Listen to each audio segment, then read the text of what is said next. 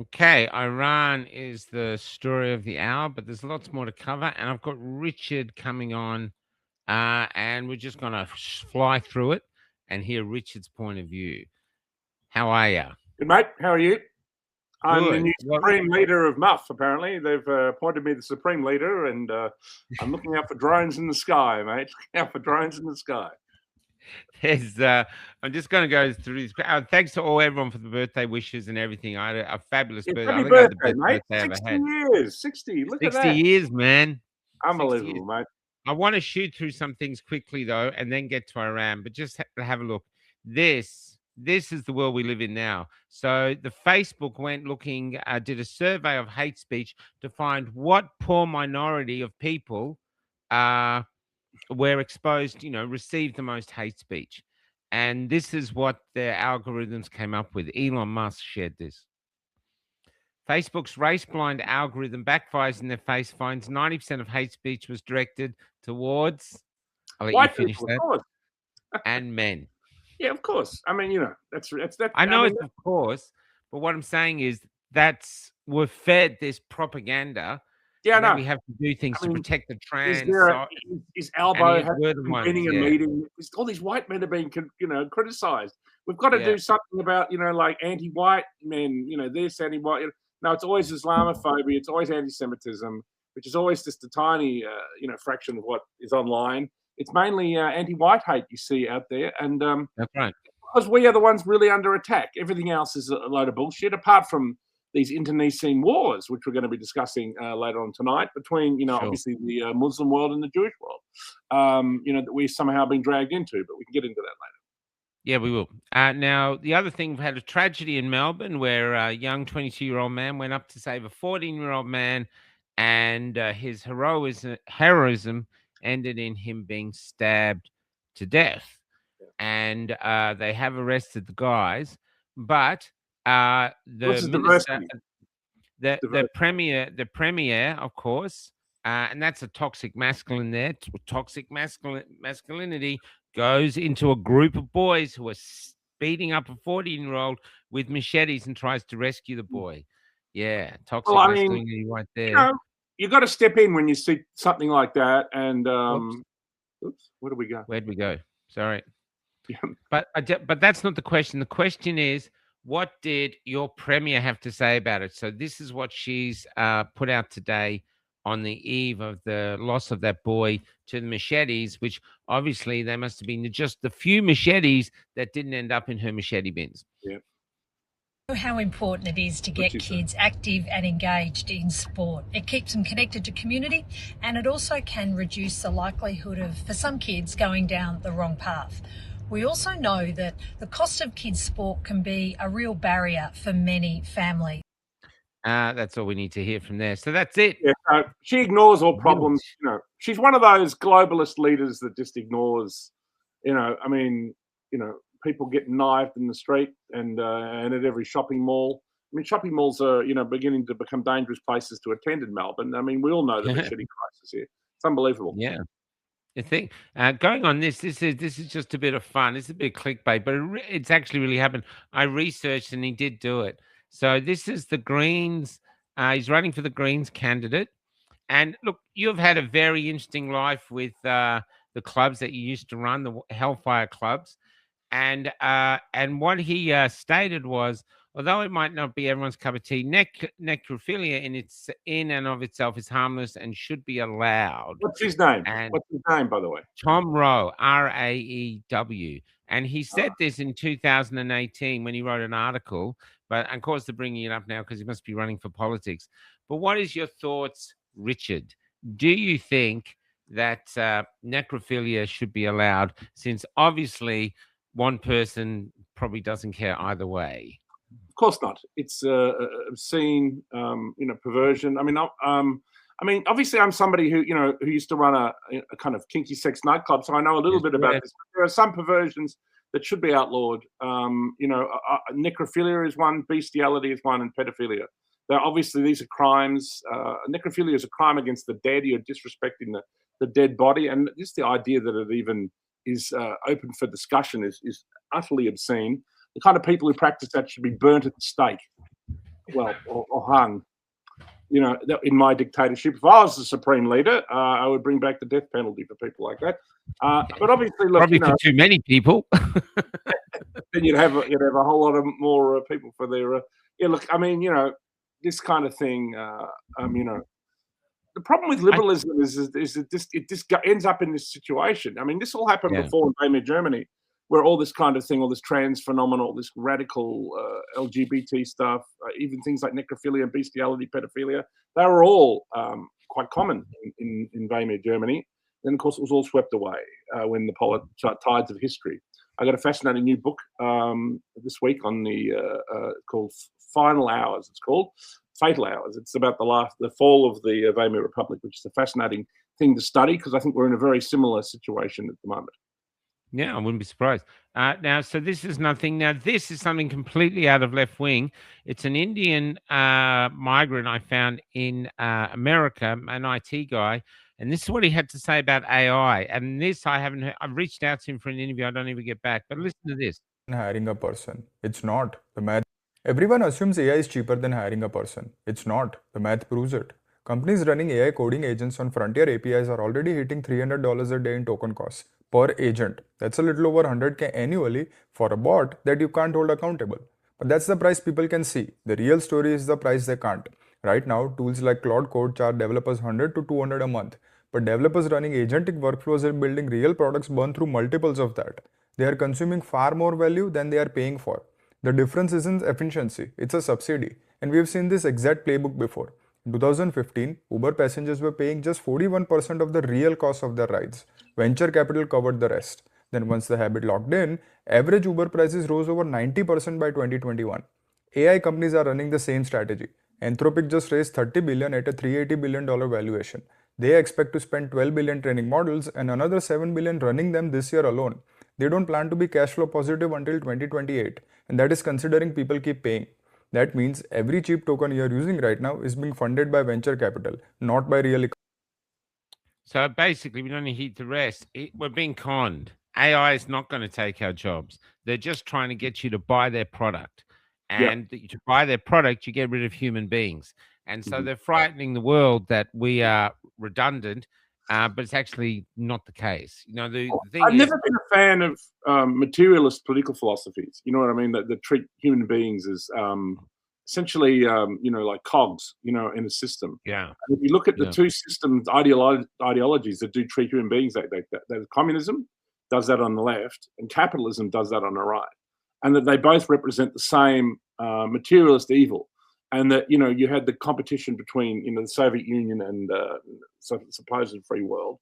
But really, capitalism is an equally barbaric system of government. And I often agree on many leftists with this. I'm not a libertarian at all. I'm somebody of what's called the third position, and it's more sympathetic to something like fascism, which attempts to, place value on the human being and the individual and the nation, and they place the family, nation, state, things like that. The ideas of people like Mussolini and all the stuff that kind of burst forth is in the 1920s. It'd be interesting to do a show where we get you to sell fascism, just as a thing to sell it, to see what people would do. It's certainly been lied about. It's like any political philosophy. It has been involved in nastiness, and we know what that is. Obviously, the exact extent of it is debatable, but in the interwar period, it was presented as an option between capitalism and communism, and its ideas were not, based on money. It was not obsessed with money. Didn't have a problem with money, but money was a means to an end of achieving other goals. And I find that kind of thing a lot more appealing. This obsession with materialist worldview, I've never been fond of. And there are many philosophers who think that way. People like Martin Heidegger, Friedrich Nietzsche, people like Carl Jung.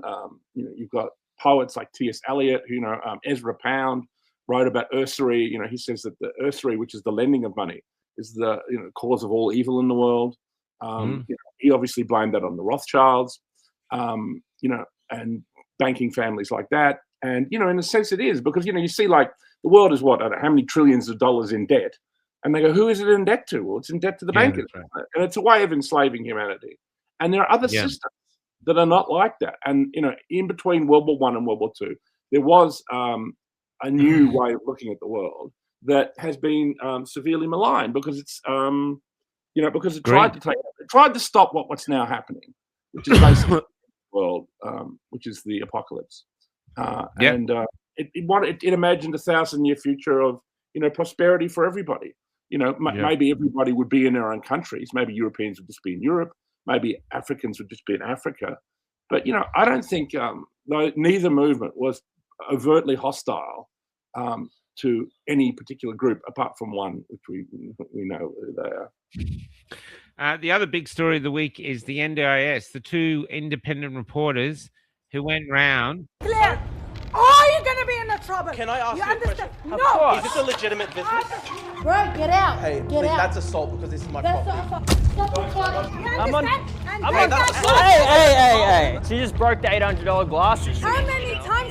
Now, as we know, the young independent reporter in... A bit like Nick Shirley, isn't it? A bit like Nick Shirley. They did a Nick Shirley with the NDIS, and on their first outing, they exposed enormous fraud. Several NDIS buildings set up, no website, no ABN, getting tons of funding. It'd be billions. They actually, to prove their point, they had two cleaners. They booked a cleaner through the NDIS. Two people turned up. They brought no cleaning equipment whatsoever. They went to check the cleaning, and the woman, as man and woman went, the woman had used tissues from the flat itself to just wipe something in the bathroom, and there'd be no cleaning. They were there for 25 minutes, and then they waited for the invoice, and they were charged for 2 hours, $256. Unbelievable. And they went to the provider, and the provider's like, and the provider's driving this like a yellow BMW. We're the same as Minneapolis. The NDIS, I'm sorry, there might be some really good providers out there, but we are being rorted and we are going broke. And the government, what they said in it, this was the shocking thing. We spend more money on the NDIS now than the defense. What do you think? Yeah, and it's the same with the building industry. That obviously that all came out with the unions. I mean, there's a long history with the Labor Party allowing the unions, to get away with it. And, they're all organised crime. I mean, at least a lot of the top figures, I won't name any of them because, we know who many of them are. They've been in the news of late. And, I mean, you look at a building project, say that in China might take 6 months to say 12 months or even quicker. And then it takes 12 years here. And, it might cost like $100 million in China. And yet it costs $20 billion here.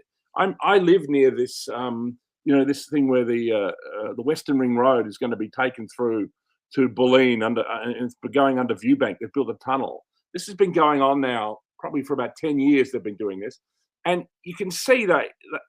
I watch them work because you see it. It's about the size of over my side of where I am. It's about the size of 2 Tullamarines. That's how big it is. It's absolutely ginormous. It's a tunnel, and it's the size of 2 Tullamarines. They must have 5,000 to 10,000 workers working on it.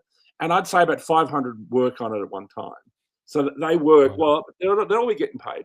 And what union does, which is all they slow it down. They say, "Oh, we can't do that. We can't do that." No. Bureaucracy. Meanwhile, if anyone gets out of line in the union, they get beaten up by the organised crime that's involved. If anyone wants to speak out. So this is it, and this was all over the Herald Sun, and obviously something very similar will be happening with the NDIS, which is just open. Well, the interesting thing about the NDIS, bureaucracy is how they waste our money, and the idea is to destroy our societies. It's deliberate because our societies have a tremendous amount of wealth. The UK, the United States, Australia, Canada, these countries have a lot of wealth, a lot of great, and to destroy us, they really have to work hard. But the NDIS, the interesting thing about that, Richard, is it's been left alone by all the mainstream media. Well, because it's disability, isn't it? How can that possibly be there when these two young men find copious amounts of fraud on their first outing? So it wouldn't be hard. That Drew Padloo, I've seen him around. Is he part of the freedom? He is part of the freedom movement, isn't he? I don't know the guy. I've seen him around. I don't know him. He's just. I think there's a whole swag now of journalists. It's got nothing to do with us. They're just young people who are realizing they can change the world through journalism, maybe make some money as well, but they're not doing it for the money. I think they're realizing they live in a den of lies and they're exposing them. And it's Yeah, so well, I easy mean, that to kind of do, citizen, you know? that kind of citizen journalism is fantastic. I mean, Yeah, it is. it might inspire somebody from a current affair or 60 Minutes to actually investigate it because I mean, that is the kind of thing they used to do. You know what I mean? But Yeah. these things are. It's like that. All with COVID. It was like all the rorts around COVID. The Yeah. media would not investigate. All the dodgy things that were going on, and it was Yeah. all very strange. And you wonder who's giving the orders. You know what I mean? Where are the orders coming from? How do Yeah. people know to comply with these lies? And it's good to see someone like Carl Stefanovic. I know you celebrated that. Good to see him apologize and start his own podcast. And there's many great podcasts around. Obviously, I'd like to give a shout out to Sam Newman, who's actually been in hospital for the past 10 days. He had a mini stroke, Oh. a little mini Oh, stroke. no. Yep. So shout out to Sam Newman. Hopefully Yeah. he's going to be back on deck this week. Obviously I've become friends with him over the last 2.5 years or so, and Yeah. he had the jab and he regretted taking it, but he felt forced. Oh, I didn't know he had it. I didn't know he had it. He did, yeah. Yeah. And his wife.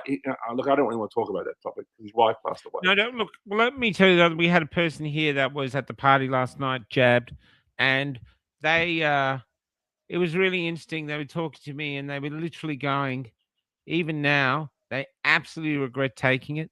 They did have adverse reactions for a long time, but they absolutely hate taking it. But the person they're really angry with is themselves.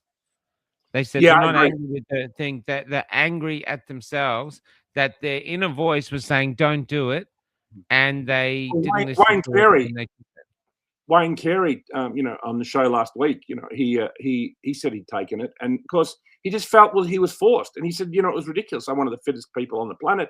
He was obviously one of the greatest footballers that's ever practiced the game of Aussie rules. that's right. That's Possibly right. the greatest of all time, the GOAT of Aussie rules football, and he didn't need it. He was And a fit, handsome, good looking. I mean, he was the whole package. The whole package. He didn't need it, but they felt, they were told you couldn't go anywhere. You couldn't, and also at the time, I think he was on one of the channels, Channel 7 or Channel 10, commenting on football, and he wasn't able to go into the studio unless he had it. So, people are forced into these things, and he's obviously had no problems, and thank God they But are. it's interesting that they have the anger at themselves, though, and not those who blackmailed and pushed. Even though now we have evidence coming out that they knew now. There's a FOI. If Sam ever comes back, there's an FOI from New Zealand that Andrew Brickton uncovered that shows that the coroner told the state health minister, whatever, health state officer, COVID's not that dangerous. It's not that that's right. transmissible. This is for everything. So we have the evidence now, and they exempted themselves. I mean, it's such a con, and yet they're not angry at them. They're angry at themselves. So this still perplexes me. But Well, there's it's a very going on about strange that. time.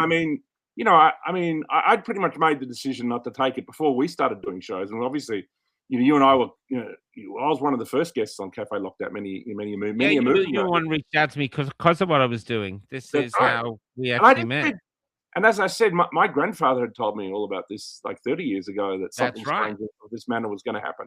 He was a high-level Mason, and he said there will be a global pandemic and that they'll be giving out this vaccine, and whatever you do, don't take it. It will be a eugenic. And I was like, this, I mean, That was like 30 years ago. That was around 1991. How's that? And he was a Mason, correct? High level. High Yeah. level.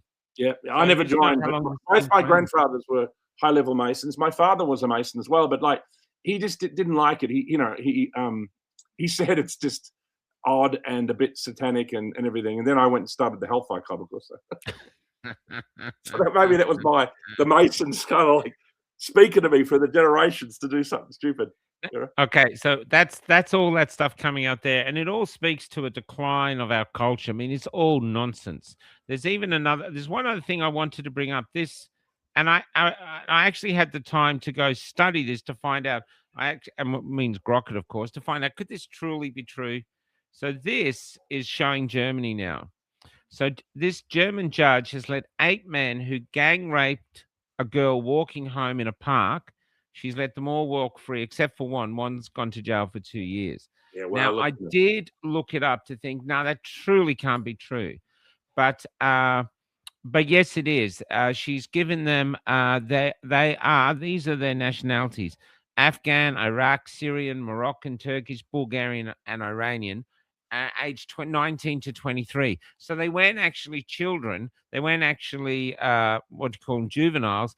But she said she's treating them as juveniles because of, well, whatever, she felt they were juvenilistic or something. So and the girl was 15, so the girl was far younger than all of them.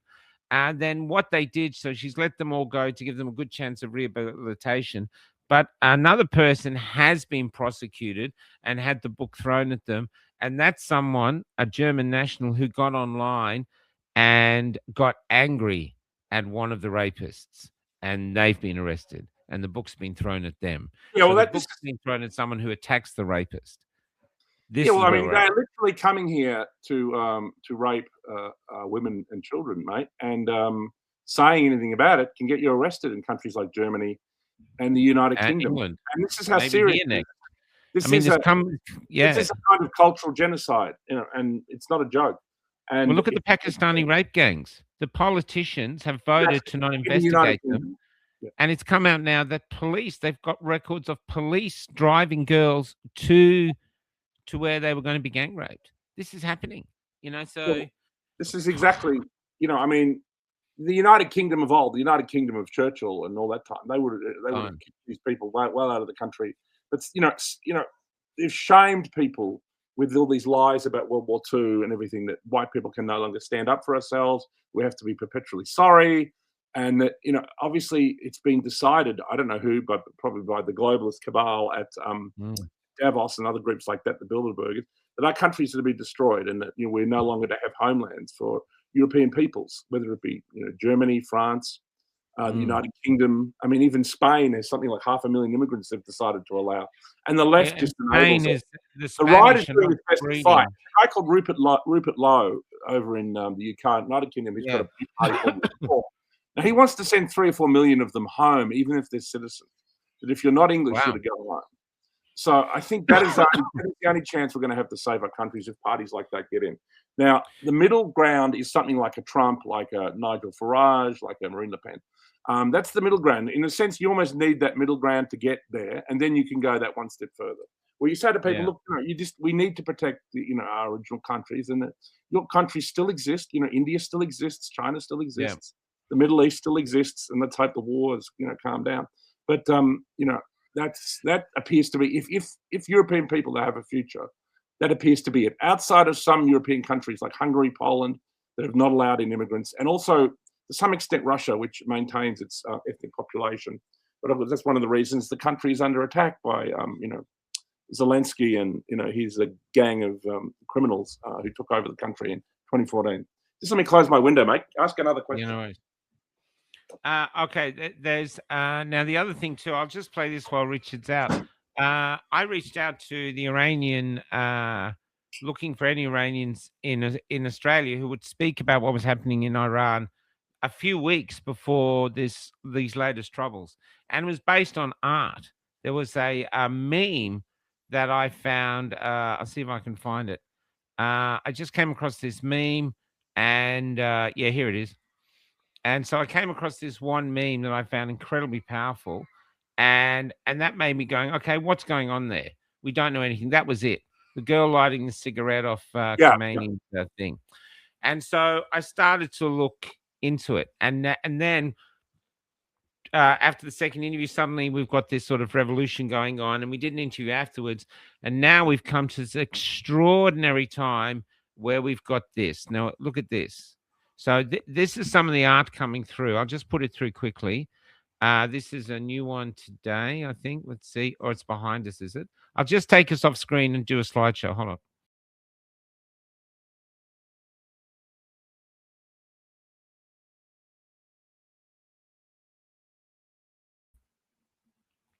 No, it's not really working for some reason. We get the idea. It's pushing the feminist angle, and that's one of the reasons we're supposedly attacking Iran. This is the one I wanted. Yeah, this new program is really screwing up. I'll see if I can get on. But what it's saying is there's what we're facing now from my perspective, and I'll let you talk because I'm really interested. what I'm seeing is, yes, there's a physical fight, there's missiles and stuff going on, but online there is a battle of stories. Which story do you believe and want to go with? So you've got in America, the feminists over there are defending the regime, and the left over there are defending the regime.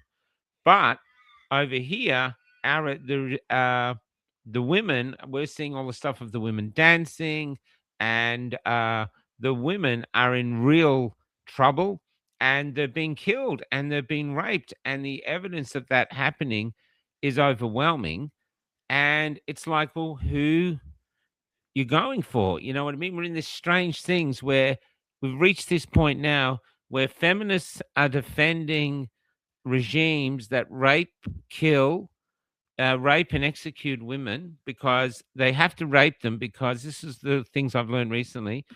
If they're virgins, they go straight to heaven. So, and make sure they don't go to heaven, they rape them. And the rapes, the stories I've heard, I don't want to go in here now, but the stories I've heard, you're just mind-bogglingly evil. The Iran regime is an unpleasant regime, but I feel all this pushing of this, feminist stuff. I mean, whatever regime will take over, if one does, first of all, you have to see what Israel and America are trying to pull off is actually going to work. I don't believe it necessarily is. No, that's true. But just to finish my point, that so over here now we've got, this is where we've reached in this crazy world. Forget Iran, just pretend Iran was any other country. So we've got feminists defending regimes of men who torture and rape and kill women. And then they're defending, in the trans community, the feminist movement is behind the men who want to become women, and basically to the detriment of natural women in sports and women's only spaces. This is where we are right now. Are we actually seeing the death of feminism, or is this exposing that there is no feminism movement? There is none. It's just been pushed across like it's there, but it actually doesn't exist because this doesn't make a lick of sense. It's just fake. I mean, the whole situation. Obviously, Iran is a very repressive regime apropos women, and that, I mean, obviously, I would technically support if a new regime could get in that could be some more supportive of women. I would have absolutely no problem with that. But like the son of the Shah who's trying to come back. It's a false argument. It's essentially Zionist propaganda. Because they're borrowing feminism and they're dressing up their war of aggression against Iran. And while we're here to help women, rubbish. They're not interested in helping women. They're interested in I know that.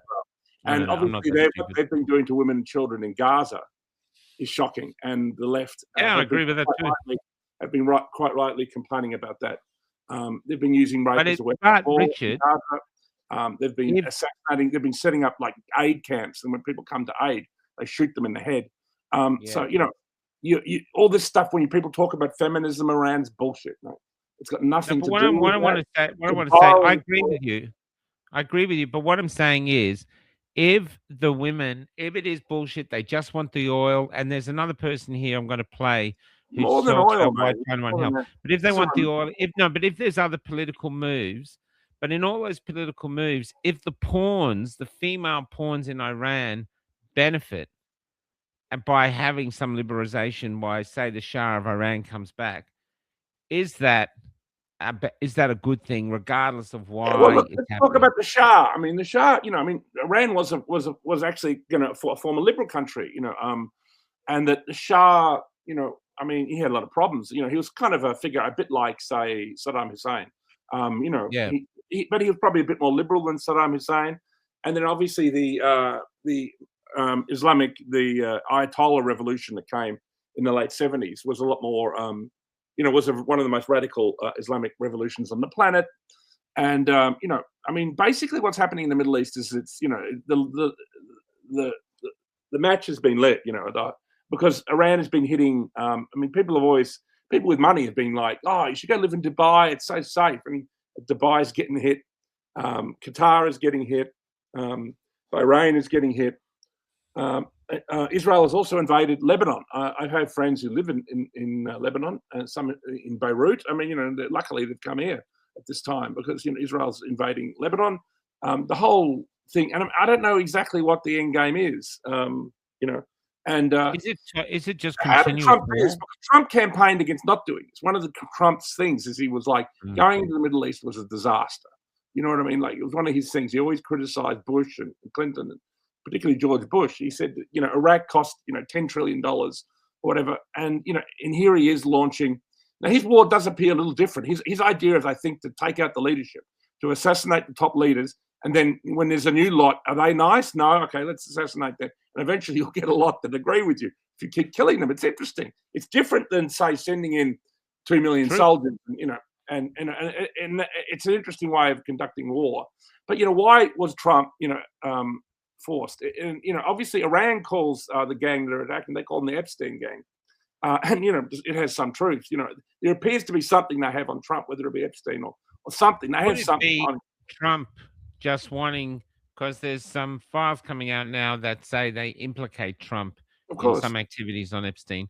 Could it really be a man in charge of the biggest army in the world is actually got everyone focused on that Epstein just gets lost in the noise? Well, exactly. It does get lost in the noise. And, it seems that like there are accusations from former victims. Now, a former victim of Jeffrey Epstein might be saying something true about some people that were there, but then, there might have been some other thing where someone gave the money and said, now make up something about Trump. Make it, you know what I mean? So the extent to which some of these accusations are true or not, it's hard to tell. It's in my opinion, if they really, really had something on Trump, he probably never would have been president. But it's clear that the cabal that that surrounds him, of Lutnick, Lutnick is his key advisor. He's like his gatekeeper, like a bit like a Kissinger figure. And he actually, you can't even make this up. He literally lived next door in New York to Jeffrey Epstein. And apparently, even though he went to the island once with his family for snorkeling or something, obviously. With his family, he takes your family to Epstein Island.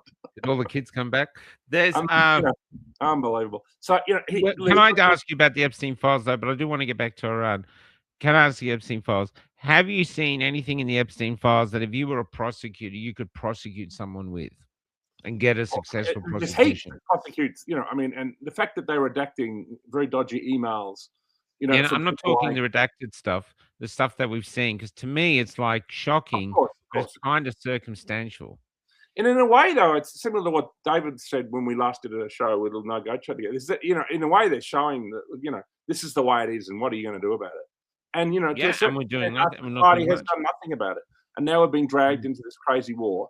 The only interesting thing, and I'd like to bring that up, is when someone blackmails you, how do you feel about them, Michael? How would you feel about someone who was blackmailing you? If you were being blackmailed, you wouldn't like them, right? So that's an interesting emotion. So Trump, let's accept Trump is probably being blackmailed. Now, one of the other interesting things you can do is, often what you give your enemy is what they want, too quickly, because they're not quite ready for it. You know what I mean? So he's saying, you want a war? Let's go. Okay, here we go. And then all these missiles are raining down all over Israel, right? That's probably not what they want. You know what I mean? And suddenly the Iron Dome is no longer effective. The exact extent to which Israel is being hit, they try and keep it under wraps because they don't want people to know. But it seems like they're getting hit. It's not a particularly big country. Iran is a much bigger country. Iran is like Russia in the Middle East, and Israel is like Ireland, in size, you know what I mean, comparison. So it's very tiny in comparison. I saw a thing on Iran, though, where the way the mountains surround the country, it's incredibly hard to attack and incredibly hard to hold. Yeah. So if they do go in, it's going to be a fucking nightmare. Well, ground troops that'll be the end of America if they go in there. So you can see Trump does not want to do that, even though he's being blackmailed. But he's yet to commit ground troops. If he sends in ground troops, well, it's over. America's in real trouble then. But I don't think he will. I think he will refuse because he's giving them everything, he figures he can. And I actually think that this Iran war, even if you're a supporter of Israel, that the Iran war is a bad idea. So I spoke to people. I do actually have a few friends who are Zionists or pro-Zionist or pro that cause, because obviously there are some on the right. I've had this discussion about it. I think, if you are a supporter of Israel, this is a bad idea because you're lighting a powder keg of which, unintended consequences, you've no idea. And you also have, with Iran, you have, Russia and China backing them up. The missiles will just keep, when they... Well, they could have just armed the opposition if they really wanted to. They could just drop there was that many people willing to rise up. All they're after is guns.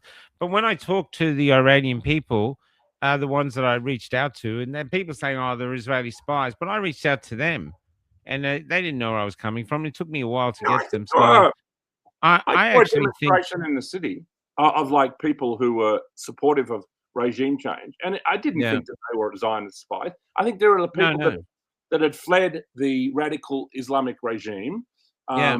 and that maybe they were there under the Shah. And you got to remember that Iran Well, is most Persia. most of them are so Persia is young, a they gigantic don't remember the Shah. and They all don't my remember the right Shah.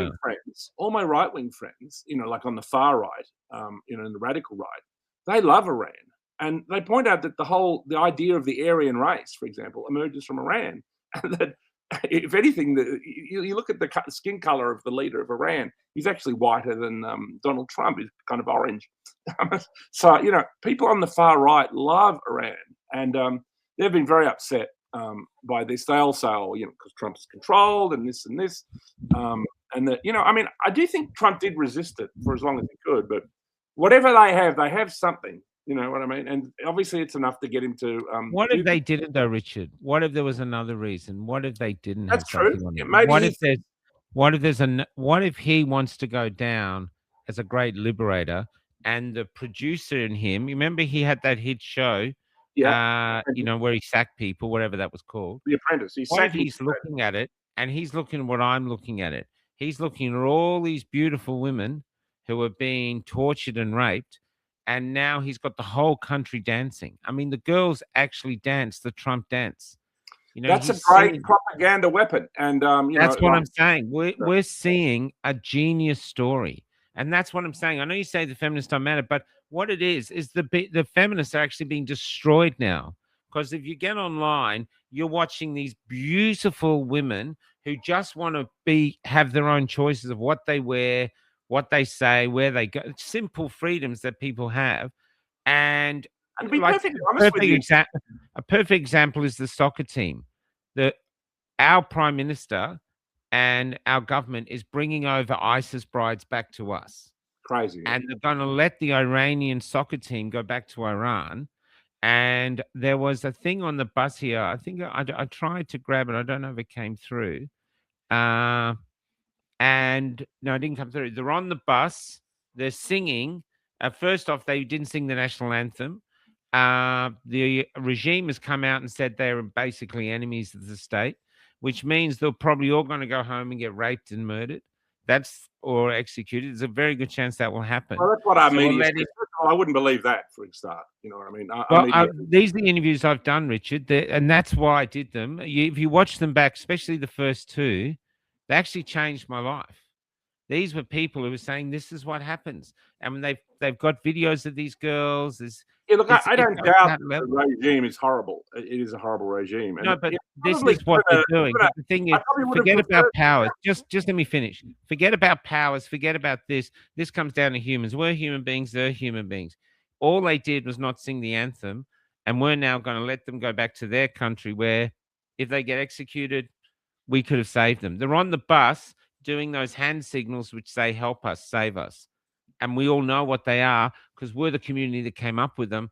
And we're just ignoring all these women who are doing it. And we're going to send them back. And we're bringing the ISIS brides back. And they went there voluntarily. Who knows what they've got up to. And we're bringing them back. And they're in the full regalia and all this. Yeah, well, obviously, we could not be accepting the ISIS brides back. And look, ideally, I saw a spontaneous demonstration when the Iran war started around Parliament House in the city. I was in the city at a bookshop or something, and there's a whole group of, and I was saying to them, "Long live the Shah," and they were all applauding and everything because I like saying cheeky things. I would probably prefer a government like the Shah because he was more of a fascist, right? You know what I mean? Like, and he, and under fascism you can have liberalism. You know what I mean? In certain cases, yeah. Anyway. So I would probably prefer the Shah, and if that's what's going to happen, I just can't see it happening now. There's a whole lot of other more serious geopolitical questions that are playing. Because obviously Russia and China get their oil from Iran, and major kind of obviously America is interested in sweeping away anyone who resists it. Obviously they would like to get rid of Iran, Russia, and China, and that way the whole world becomes like a one world government, which is of course the nightmare though that we worry about when everything is under control. They've enslaved everybody. One of the things is, I know we don't like the government of Iran. We probably don't like the government of China or Russia that much, but they are at least an opposition to the current status quo, and that they are the stumbling blocks towards a true new world order. And so, I mean, Yeah, I I've agree. heard that too. I agree. I I've would heard love that to see the women of Iran free, and it's terrible. And but why do you see these women protesting without their things, and there's like 200 or 300 of them without their things. That's great. But then you look at the rallies of the people mourning the death of the Khomeini, and it's like 100,000 people. So you know what I mean? So But are they on the? Yeah, I saw that. But are they on the payroll? They're like, Are they? The liberals who want to take the thing off are 200 or 300, but the people who want to maintain. Well, there was 40,000 killed. There was 40,000 killed in January when they rose up, and a lot of them were, according to the people I interviewed, they brought in Iraqis to do the killing, and apparently over the Middle East, I've heard other Arab friends now tell me that that's what they do. They come in and they go from here. There's one of the reasons when I say things against Israel, it doesn't. I mean, just here. This one's saying Malika stooged you. Just let me get to this. When she said the vaccines would have saved thousands of lives, but Attila wouldn't let them in. Now the Attila wouldn't let them in, Jenny. But what I know is they were buying them cheap off Iraq, and the Iraqis never took it, and that because they were sending their stuff to Iran. I know that because I worked with the Iraqis on a play. So I don't think any of us know, Jenny. I don't think any of us know. And if you say you know, then you're lying to yourself because you want some security in your life. At the moment, we're just working, trying to disseminate the lies that are coming down to make a sense. And this is why I think we're here. So this is the story now. We got these people here who hate Trump, free Palestine, hate the Jews, hate Trump. That's not really real.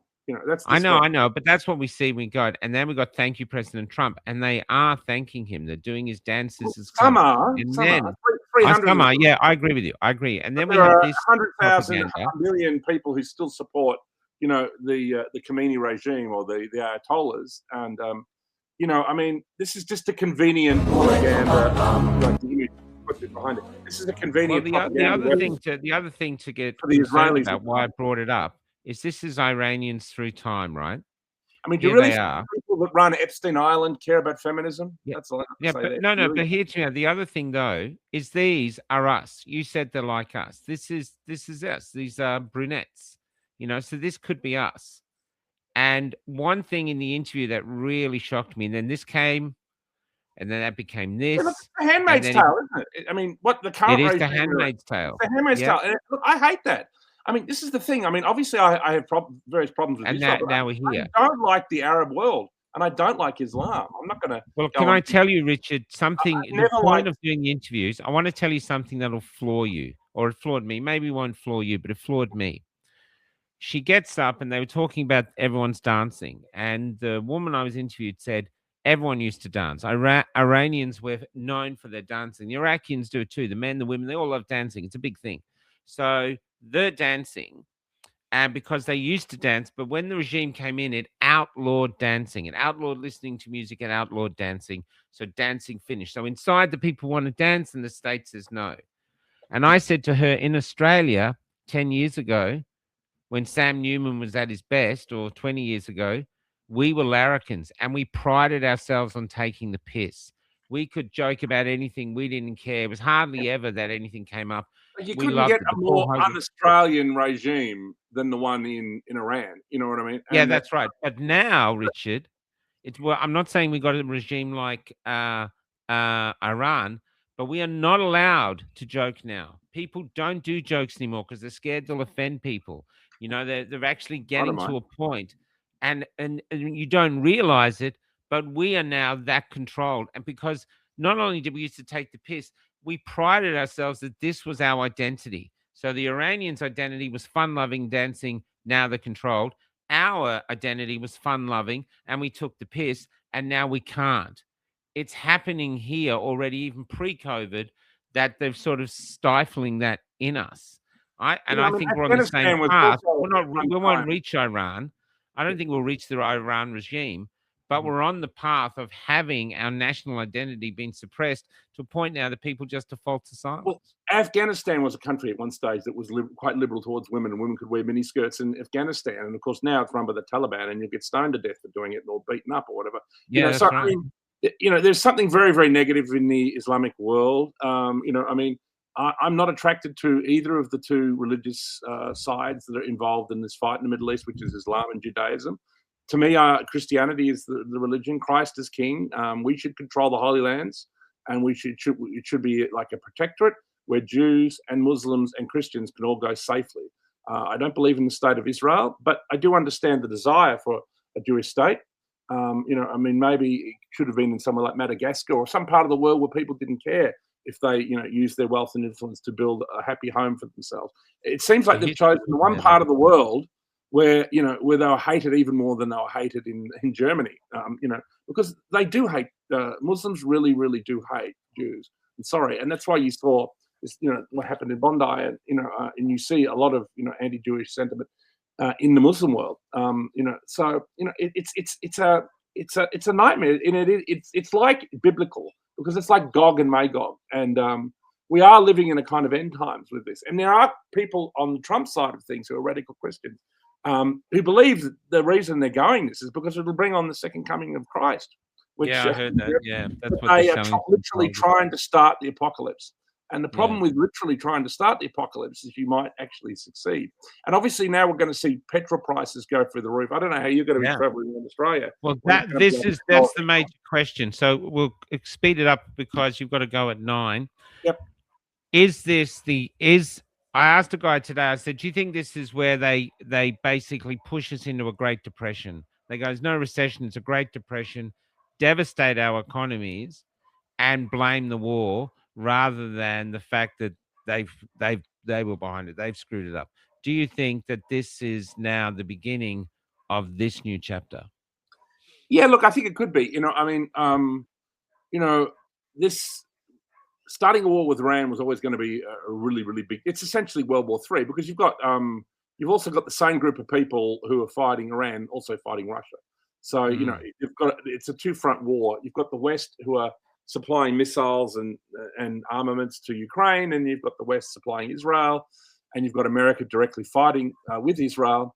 I mean, just all these strange things that are going on. That, like, for example, Trump never defers to anybody, but he said literally, "Well, I'm not going to end this war until Bibi says I can end it." You know what I mean? When has Trump ever spoken like this? Why does the leader of a tiny country in the Middle East have such power over Donald Trump? I mean, these are questions that should unsettle everybody. And you've got people like Tucker Carlson, you've got people like Candace Owens who regularly doing reports on all this. You've got Dan Bilzerian. You've got many, many people online who are investigating all this kind of stuff. We don't need to go into details, but you can watch their shows. But look, it's and just some about. people are saying here, Richard, too. The killing of the Ayatollah was like Muslims suddenly murdering the Pope. It's the equivalent. Sure.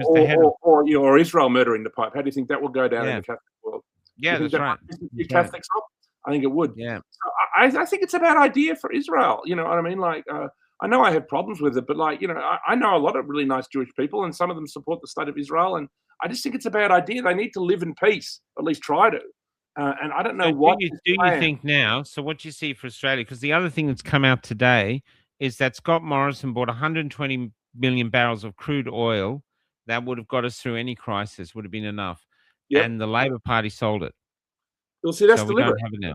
That's deliberate because this is again like the Great Reset. This is you will own nothing, you'll go nowhere. It's a perfect example. That's what I'm saying. City, because you're not going to be able to go anywhere, are you? Because you won't be able to afford the gas tank. So yeah, this totally fits into the and again and so they get rid of personal car ownership. How? By you just can't afford to have a car. And it comes in two directions: there's the globalist side and the Zionist side, and they just mash. And it's quite scary. The way it all comes together. And you can't afford to own a car. Will be why they get rid of cars. Appear out of nowhere. There are things that I mean, what is Iran going to do? I mean, what is its actual strength? Maybe it's stronger than we let on. If they send in ground troops, I think everyone knows that's not going to be good for anyone. So we'll just have to wait and see. I celebrate the female, the women's liberation in Iran, but I just think that what's going on is just at a deeper level. I know it is at a deeper level. They're just the beneficiaries. Whatever's Yeah. happening is much deeper, and we'll never know. I The support guy this here I charge, want to being in post. charge, I might just finish with this. Watch this. China needs Iran, not as much as Iran needs China. They're literally their only customer. That oil revenue is something like a quarter of the GDP of Iran, and it's a huge double-digit percentage of the military budget that Iran then has to spend. And so China for Iran is existential. But Iran is also very important to China to allow it to not sink under that bar of the amount of oil it can produce alone. It needs this incoming and especially cheap oil just to keep industrialized, just to keep its factories open. And it won't come to Iran's defense. It hasn't even pretended to. It issued a statement. I mean, it has been as feckless as, frankly, the British. And it doesn't need to be. The British have no military. China has a vast military. But China doesn't believe it is in any way prepared. A few months ago, the Chinese government actually ousted most of the generals of the Chinese high command. There's a lot of turmoil in the Chinese military planning. It's not clear that the planning and the building up of military power is going the way that Xi Jinping wanted. And so China doesn't feel ready to face down the United States. Well, that'd be true. I mean, to some extent, maybe Trump's strategy of taking out the leader of Venezuela, taking out the leader of Iran. There's rumors he's going to take out Cuba next. Maybe that will bear fruit. I mean, obviously, I've been a Trump supporter all along. I mean, I must admit, with this Iran war, I have doubted Trump's, how wonderful he is or whatever. And it doesn't seem like it's a good idea. But maybe we could be wrong. I mean, maybe the collapse. It could be a paper tiger Iran. It could collapse. And maybe what something about like BRICS? that liberates women and just brings oil production to normal standards. Maybe that's something that will happen within a month. We don't know. We are existing in certainly very, very interesting times at the moment. I mean, one of the things is like, is America running out of ammunition over there? I mean, could it now defend Taiwan if China were to invade Taiwan? But as that chap said, look, these are the grand chess game is happening Underway. Well It's underway. So, it's look, taken India. Israel Iran is part of BRICS. 2 secs. Iran's a part of BRICS. I believe Venezuela was a part of the BRICS thing. And so while the BRICS is getting formed, and once they're set up, that could undermine the American dollar and see America crash. So is this America fighting for its very survival and yet using the propaganda of liberating people to make it look That's right. to make it look like it's the liberator of the world, when in actual fact it's just fighting for its own survival? Correct. And, I think you just got to keep an eye on it. I mean, and we'll just obviously come back and let's do a show in a couple of weeks, maybe get David on. He'll have some fascinating ideas about this. He will have ideas. He will. Yeah. And, I mean, I think, but it's definitely the next level. This is a major event. Probably even more significant than the war with Ukraine. So, we'll have to wait and see how it plays out. And, what else has been going on? What's going on with Damo at the moment? I noticed. The last thing with Damo, we've got about 5 minutes. So Damo called me up the other day, and so he's appealing his sentence, saying, it's too much, which because he couldn't do what they wanted him to do. He couldn't do it, and I knew he couldn't. And what do they want him to do? Go around to the Jewish museum and basically hang out with the Jewish population and be told off. Basically, that was the thing, And he can't bring himself to do it. Well, he's too proud a man. Even when I heard it, I said, Damon's not going to do that because he doesn't believe he did anything wrong. And so he's not going to apologize for something he didn't do. He's just not capable of doing that because he's a lion. Now, he went back to challenge it. But what's happening now is the prosecutor is also challenging the findings, saying they want they want him in jail. And the judge has said something. You'd have to have Damo to say it, but basically the judge has come out and said something. It's not verbatim. Something like, "Look, I know what you did. You didn't mean it. You're not a Nazi. You didn't mean to, basically incite violence. You were just making a statement. It was only comedy. Basically, you didn't do anything wrong, mate. But even though you didn't do anything wrong, we all know you didn't do anything wrong. Someone somewhere might have seen you doing the pitch and don't know the context, and they could be offended. So you've got to go down. You're done." Now, what I said to Damo, actually, I'll hold this off. We have a plan to help with Damo, but I've got to let Damo say it first. I won't say any more. But to me, Damo is now political pawn. They just want to use him to frighten everybody else into compliance. Seems like they want to make an example of him, doesn't it? They want to make an example of him. So that and so that I'll talk later about the plans about that. But we had a really good chat, and it's just ridiculous. And he's saying basically now the entire state is thrown against him. But look, if he came through this, if he stands his ground no matter what happens and comes through this, say they go to jail and he refuses to buckle, like he could end up being on the path to being the next prime minister. I know it could take a few years after that, but people are looking for a leader with integrity, and that's Damo.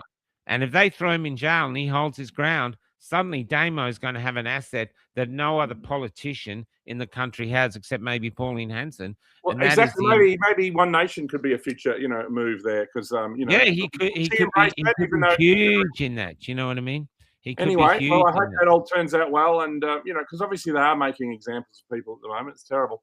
So there we are. Our show for Monday. How was that? The amount of shit we got through usually takes us hours, and we race without David here, we can achieve so much. But let's get David back and do a No-Go show and maybe a couple of weeks. Well, David's free to come. The thing was that David will come back when he says he wants to have something. When he's good and ready. Welcome. I'm going to go. Game on be next. Enjoy your night, whatever you're going to do. Looks like it's dark over there, and the Cardi Girls are back tomorrow, so I'll be back on Wednesday. See you guys. Supreme Leader signing off. Be free. Be free.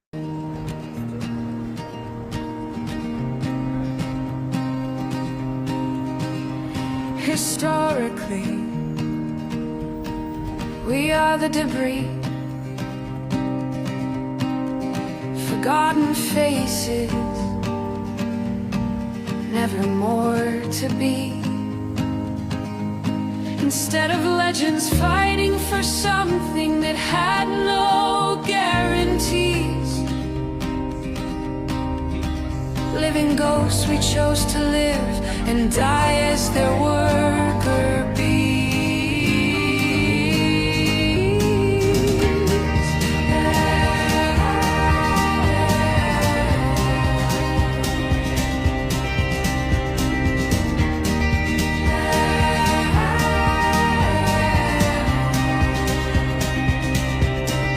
didn't we break out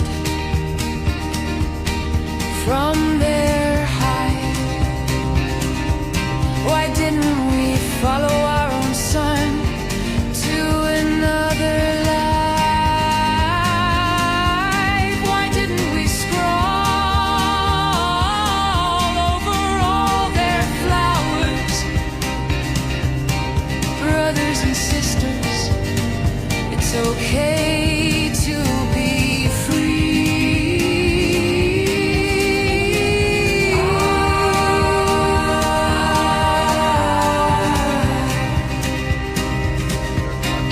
Brothers and sisters,